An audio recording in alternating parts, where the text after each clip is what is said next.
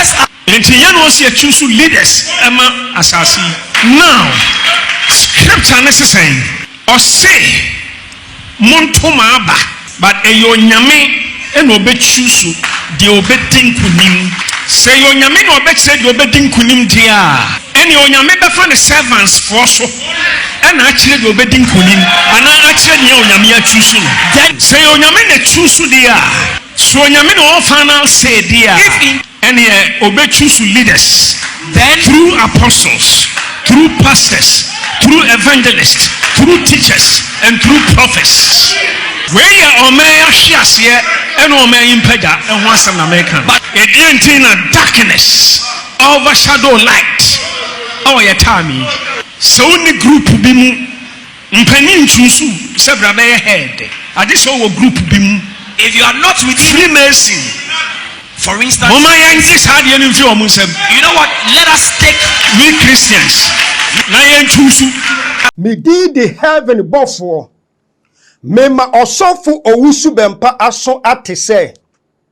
Na so dano me heaven before mama na to na so dano.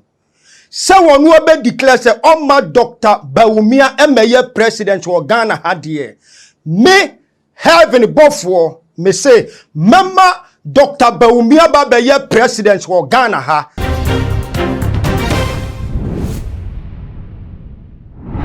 Owusu, if you say NPP, I'm going to share date 31st January 2026. When we have your primaries, now we will frank to me, the traffic bearer, a map party no. Any assembly Emma party mo crefi say obi a asha say lazy ni go to the dende say wo mo de campaign e be hyehyɛ so mbekɔ aprobo na afi wo maka wo nsɛm e de akyɛ wo mo a esi hene na etu ahene ne Thomas mo a wo mo ato aba no e de amom na empenifo say ye di amanfo so a ɛyɛ na yakai ya no 2024 aba ye ba beto no na message a e common se ne ba ko ɛyɛ religion factor ya na dodo na etrese eno nam so bi enema Dr. Muhammadu Bawumia elusu abaya yekokoto ye na we so assign amaniti wo mu dedenden a ebi mo etrese onobo ken akompreko Japan esan se oye Kristo ni nti ono ewo upper hand ewo Dr. Muhammadu Bawumia so fi say 2024 abana yekokoto kwa asofo no mu bi ekeka wo mutibo mu kire se Ghana eye Christian nation ametrese e Christopher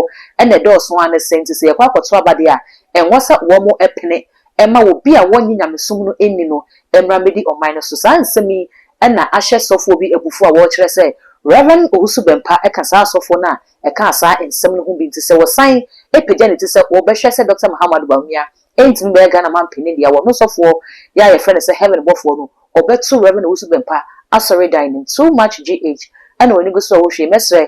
Say obey me subscribe to us now the bell no account ho say be na upload ni to mpe when the first person ya wonsa ebedi kan akebe busia say your body ewra yensem no mu dia ene efi sabre ya ekono na ye beti wo yasumu a eye campaign messages ya efi aspirants ahodo ni nyina akache eba wo mo be kire mo ni suade hu ni o betimi aye e de ama wo man Ghana ye no nti say eto NPP esi ahenefo no asumu a wo mo agina so no makwakoto aba no e de ama nipa wo bedi imu enkunim na ade ba ko ya asha se eyi ni ti e di ehim ewo mu eye religion factor e bi etrese e besan ababiem na NPP4 anhwe ne ya ebedi wo mu nya fi se eno ka ho bi e na wo mu lusu aba 2024 na ye kokoto ye ne bi trese ono abo ken na kompreku Japan emfa ho ene emsokwa woni asofo ekon e wo Ghana ha no still ano oye Kristo ni wodinyamidi e na Dr. Muhammadu Bawumia so de ono so daso a ekwa ne sumrum ti wa hwe ye a se ye we ni miere na ye hwese Ghana ha no Kristofo ne doso na ye kwakoto aba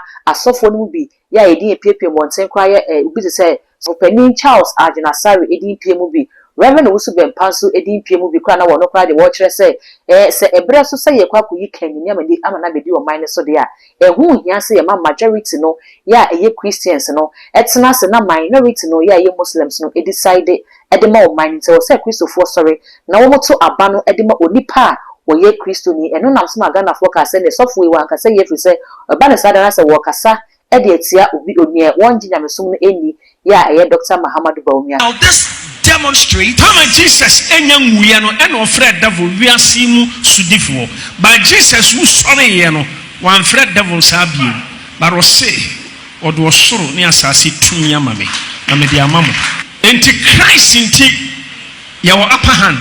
Yasanche yetumi back. We have been restored through Christ, the anointed one. Until senior beginning no. Now Adam and the Namuniama, Adam and no world president. Oh, Totoniama. Say, we born again believers. So just like Yan was your Ru Assassi, we say. just Until Yan was your choose leaders, Emma Assassi. Now, scripture necessary. Or say, Montomaba, but a yonyame and obe choose the obe dinkunim. Say yonyame no obe said obe dinkunim dia. And yonyame before the servants for so. And actually obe dinkunim. And actually yonyame choose. Say yonyame ne choose dia. So yonyame no final say dia. And obe choose leaders. then Through apostles, through pastors, through evangelists, through teachers, and through prophets. Obey choose leaders through his servants, he is going to the choose. prophets. And until reading 1 Samuel chapter 10, verse 20 to 21. Israel for Kotuaba, tribes ni na Shiabu, a Benjamin, the family in winning election. Selecting strong men, Nana saw Kahubi From the church, no mutu abanema saw, but not prophet Samuel. Nyamin nam no so edika anointed Saul. now prior A to professor Saul, so obey leader, obey president. My God. Intimen kabida sama Christo ninya politics. That- And kabida do not ever say send the concept prophet be professor chirenya obey wini that it is inappropriate for a menka asem ni njro organization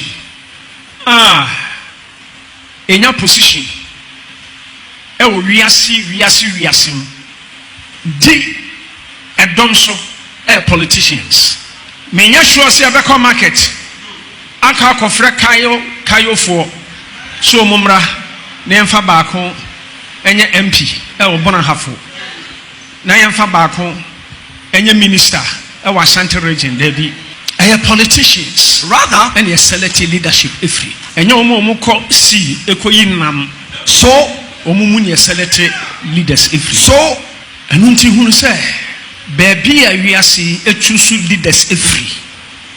Sinyankopon fa nenko aso. E kire nea also lead organization bia enya bone.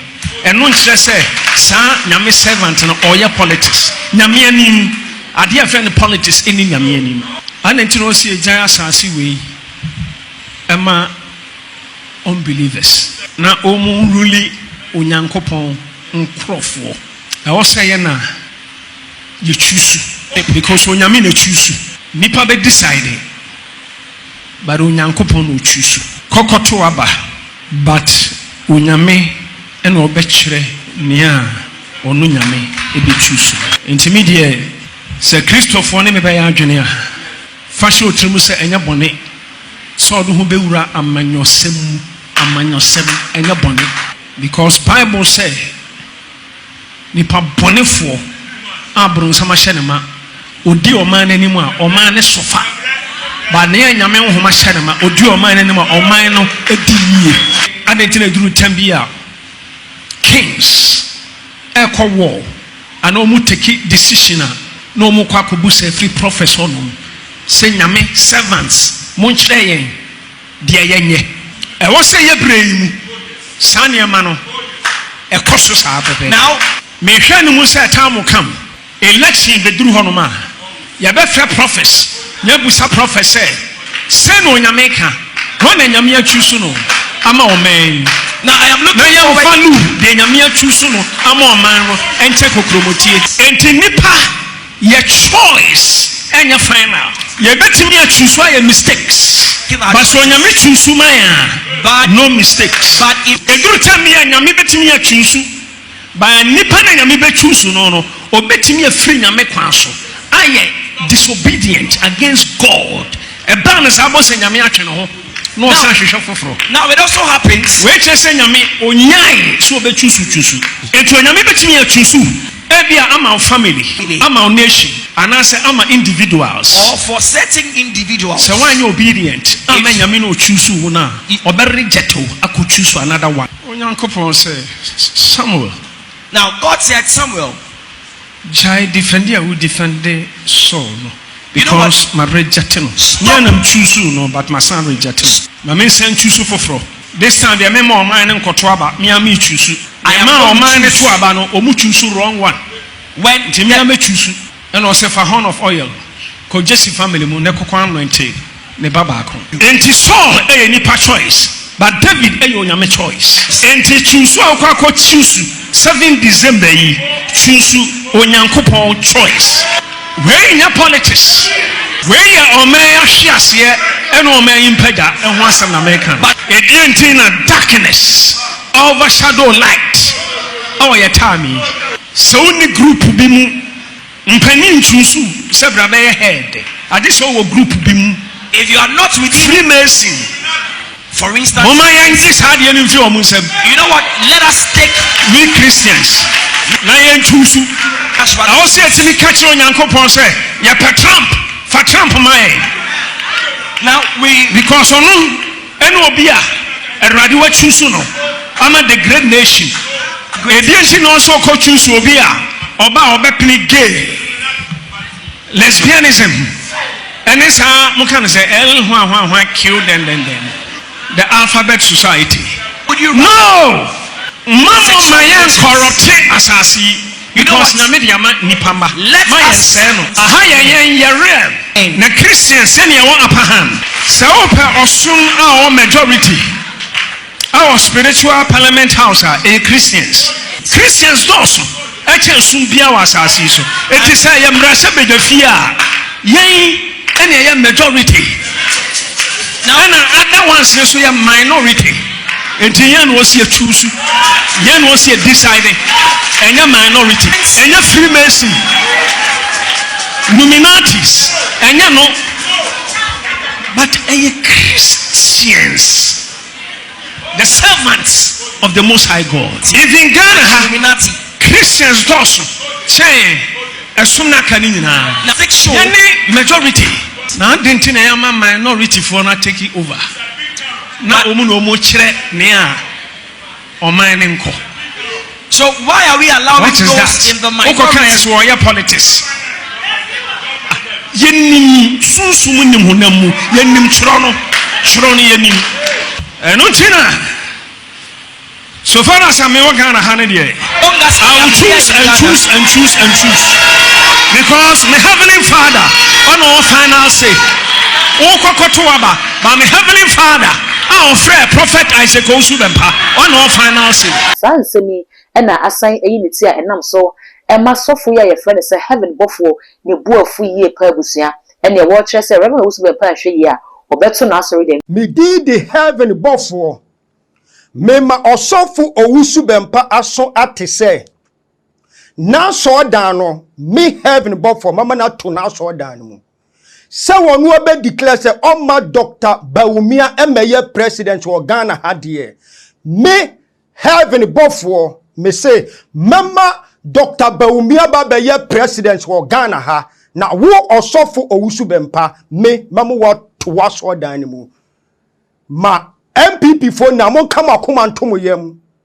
Obi bia ne nsabeka masedi onfama Owusu Bempah ma me say heaven but for say me mama na to na so dan no. Ensabusia ensem ni mienu e da yakwa koti abai penifo se besepa eni konia haban eya na yetase ne benyansafo mesre se odi wonim die ne wadwenkyere ebeto comment section ho e de ama me na afei when you subscribe button so e too much gh eya kai na faba on account se be na upload de tumpe one first person ya obinya notification what me aboso se ne ensem no ni nyina isitie across all the social media handles are too much gh o subscribe no wa like it no wa share na wonwa bi nso eni bi ahwe that good and am just me da se sa bebi aso ba wonya branya daje na wo de hwe me akra ye kono man makro ma ye nyiprabu okwanso wo lala odofo ede ne wo ha ede ne wo dadwen yare be na ye kwankwa wo de chenchecheche a wonya no aduro ende na me kanfo raboni spiritual research and divine medical laboratory ede ama